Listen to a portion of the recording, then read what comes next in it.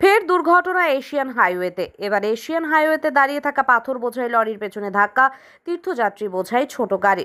ঘটনায় আহত হয়েছেন ছোট গাড়ির 4 জন। বৃহস্পতিবার সকাল 6:30 নাগাদ দুর্ঘটনাটি ঘটেছে এশিয়ান হাইওয়ে 48-এর ধূপগুড়ি শহর সংলগ্ন ঠাকুরপাট হিমঘর সংলগ্ন এলাকায়। জানা গেছে, তীর্থযাত্রী বোঝাই ছোট গাড়িটি গয়েরকাটার দিক থেকে ধূপগুড়ি হয়ে বাবাধামের উদ্দেশ্যে যাচ্ছিল। সেই সময় ঠাকুরপাট সংলগ্ন এলাকায় এশিয়ান হাইওয়ের ওপরে দাঁড়িয়ে থাকা পাথর বোঝাই একটি লরির পেছনে সজোরে ধাক্কা মারে ছোট গাড়িটি।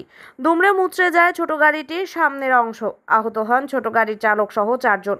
বিকট আওয়াজ পেয়ে ঘটনাস্থলে আসে স্থানীয়রা। এরপর স্থানীয়দের তৎপরতায় আহতদের দ্রুত উদ্ধার করে ধূপগুড়ি মহকুমা হাসপাতালে নিয়ে যাওয়া হয়। তবে আহতদের আঘাত গুরুতর হওয়ায় তাদেরকে জলপাইগুড়ি মেডিকেল কলেজে স্থানান্তরিত করা হয়েছে বলে জানা গেছে।